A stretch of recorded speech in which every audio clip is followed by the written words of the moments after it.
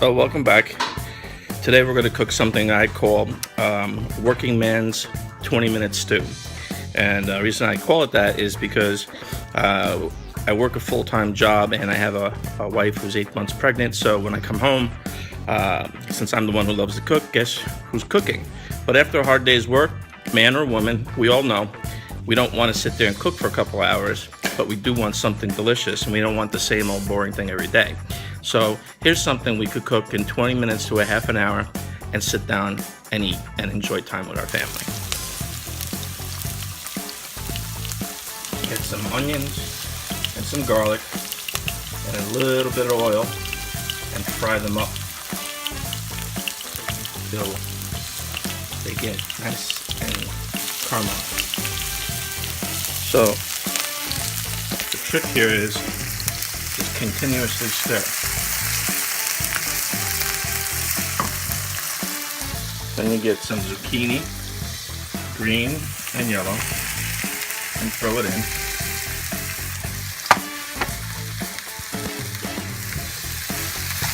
And you just continuously stir until it gets to that point that you like it, nice and soft. Right before it gets soft enough to eat, you want to throw your steak in, right? Which is already pre-seasoned. And nicely brown it.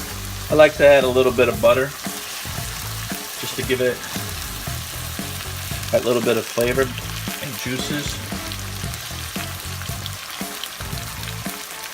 Maybe a spoonful or two of butter. Let it simmer a little bit, and again, make sure you keep stirring because it's a wok. So once you get it nice and creamy and it's got that gentle boil, turn the flame down a little bit. And then add your meats. And once again, stir.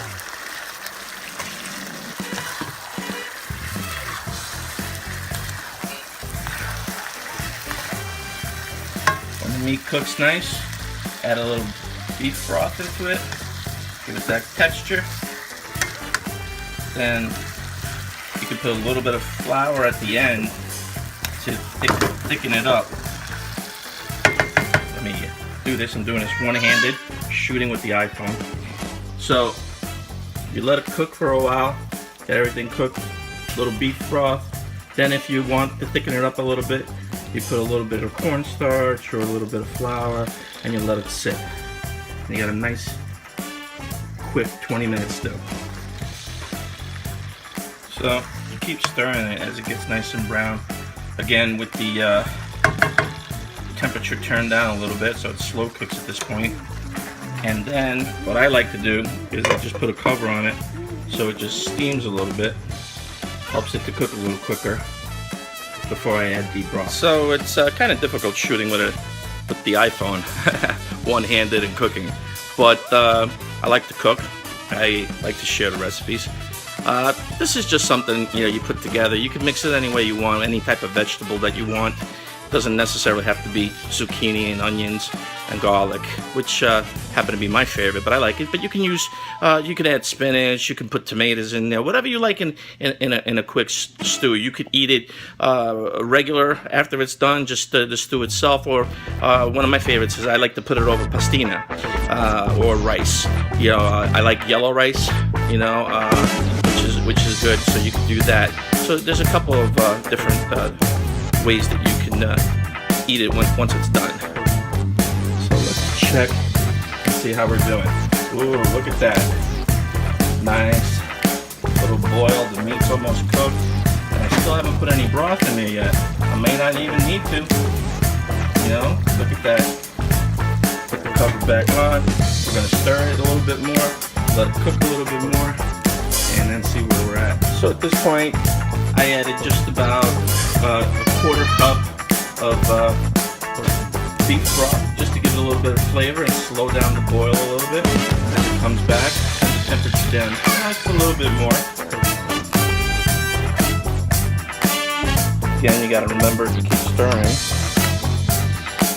This way it mixes. Again, I'm cooking it in a wok. You could cook it in a conventional pan, a deep one, and cover it up. I like cooking it in a wok because it evenly cooks the meat.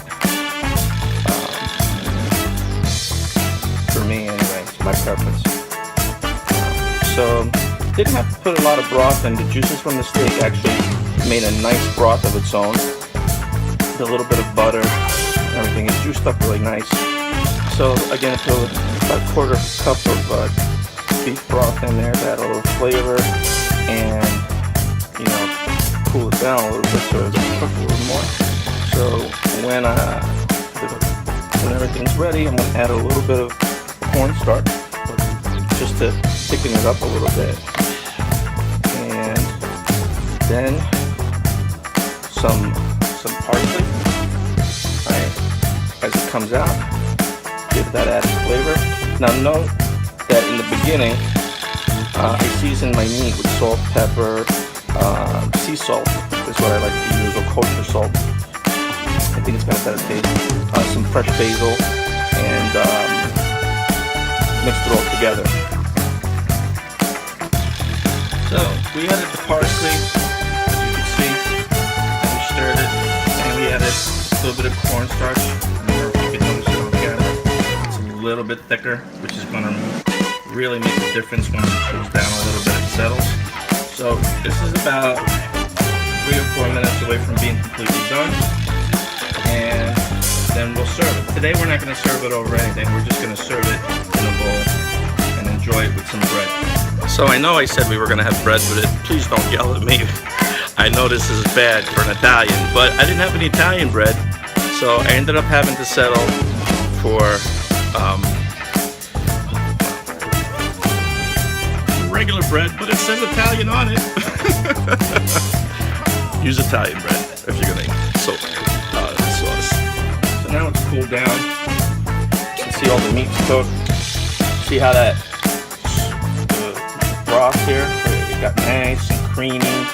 And let me tell you, I tasted it, and it tastes delicious mixed with the meat.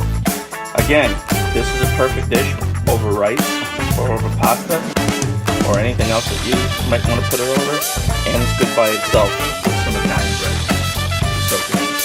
So now we're gonna put it in the bowls, serve and eat. So we made 2 perfect bowls with a little bit of sauce left over. If you want to use it for anything else, usually that would be placed over the rice.